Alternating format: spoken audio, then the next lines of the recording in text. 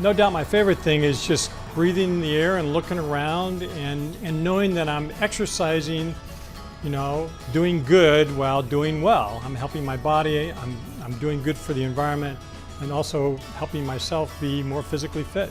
It's not only riding to my office, but sometimes I have an event that's at a school or right down the road or just a few miles over.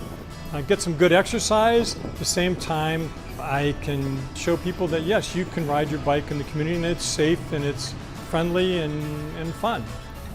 What we do and how we represent that to others, in my mind, always matters. We got to practice what we preach.